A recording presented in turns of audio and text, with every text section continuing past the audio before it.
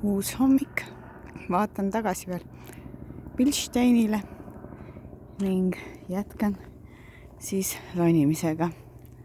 Eesmärgiks on üles otsida oma uus matkatee. Eelnev tekst ütles, et matkake ilma autota ja jätke auto siia. Ja siin on ka kaart ning märgid, mis näitavad edasisi matkateesid. No ükski neist ei ole praegu see, millele mina täpselt minna kavatsen, aga see tee peaks sinna siis lõpuks välja viima. Päris kiiresti jõudsin selliste ilusate vaadeteni. Seal paremal taga peaks olema Bodensee ja see on siis see Orrük teise nurga alt. Ja minu tee edasi läheb siit. Praegu hea asfalt.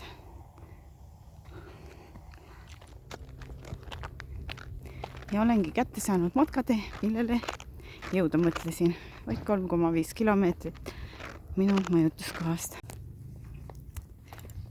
Ja 3 korda õlasülitamise koht ilmselt, aga esiotsa on jalutuskäik selline rahulik ja mõnus ja maaliline. Alberschwende.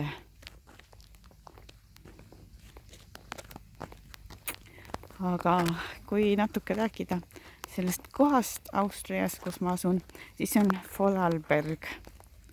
Vorarlberg tõlgituna siis on Albergi ees. Ja tegemist on Austria suuruselt või täpselt väiksuselt teise liidumaaga Viini järel. Ka rahvastiku arvu mõttes on see väiksuselt teine liidumaa, aga rahvastiku tiheduse mõttes jällegi teisel kohal edetabelis ehk peaaegu kõige tihedamini asustatud piirkonda. Ja piirneb ta 3 riigiga, Saksamaaga, Šveitsiga ja Liechtensteiniga. Ja ainult üks Austria liidumaa ehk Tirool on siis tema piiriks Austria poole pealt. Tegemist on üsna, nagu näha, mägise territooriumiga ja ka metsa on siin 37 või 38%. Vahepeal õnnestus mul oma rajalt kuidagi pool kilomeetrit veni kõrvale kalduda. Nüüd korrigeerin kurssi. Siin need märgid näitavad igas suunas, et pole kindel, et missugune see õige tähistus on. Sain mõned vaated siis, mida muidu poleks näinud, näiteks see siin. Ma arvan, et ma peaksingi sinna asulasse nüüd välja jõudma. Jep, ja siia paistavad ära ka lumised mäetipud, et kõrgeim tipp Vorarlbergis pidavat olema üle 3000 meetri. Seal täitsa ilmselt valge müts otsas isegi suve ajal. Alberschwende asula keskus ja kirik seal. Tegemist on peatänavaga ja siin lähtuvalt väga tiheda liiklusega tänavaga. Kui siin rajamärke ei oleks, siis ma küll ei teaks oma pead sellist teekest mööda minna. Paistab nagu läheksid kellegi tagahoovi või põllule. No täpselt.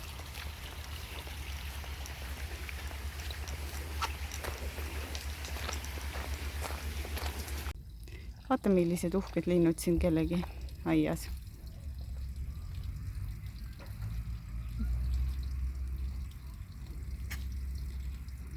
Ja vahepeal puhiseb ka. No, tea, kas nad oskavad teist häält ka teha.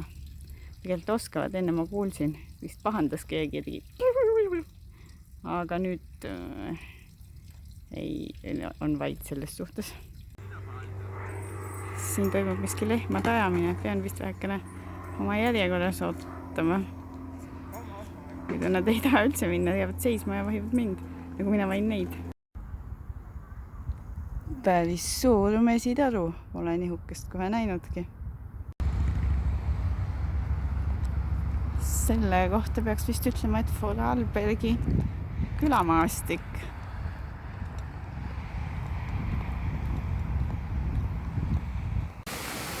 Vaja jõge ületada. Aga alguses ma tõesti vaatasin, peaksid üle kivide ronima. Aga ei, siiski siit läheb tee ja natukene rohkem jõuda turistilik lennak.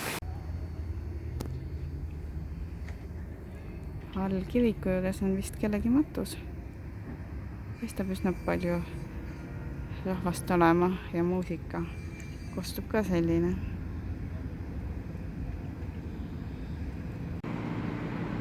All on vist seesama Bregenzacheri jõgi, mida ma eilegi ületasin.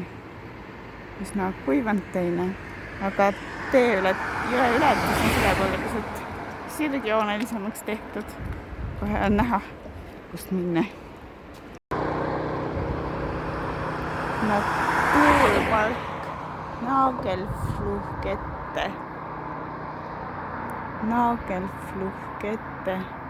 Looduspark algab siit.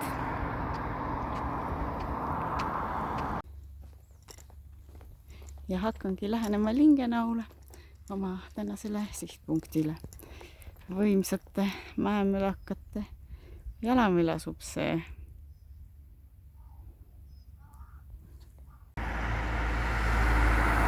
Siin tänaval püütakse harida inimesi taluelu kohta.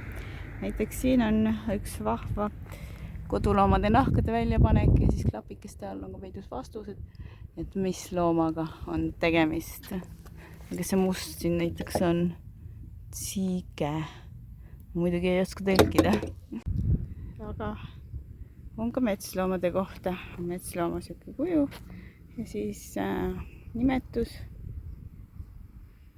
ja vähekene infot. Ja teine suurem loom sealt tuleb järgi kohe.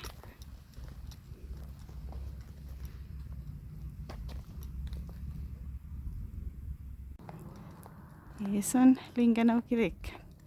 Eeldan, et see märgibki paiga keskust.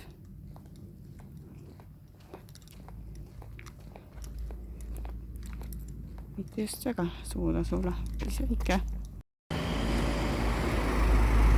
Ja see on siis Lingenau keskus. Ja selles väikses asulas on isegi pood olemas. Kuid selgus, et see pood peab nii-öelda siestate. See tähendab, et 12.30 kuni 14.30 on suletud. Mul õnnestus siiski täpselt 12.30 sinna sisse astuda ja oma ostud ära teha. Infot ümbruskonna ja matkaladade kohta. Vaja nüüd igaks juhuks homse planeerimise jaoks jäädvustada. Ja siin on ka sildid, et kuhu saab miskit teed mööda astudes. Võtan need üles.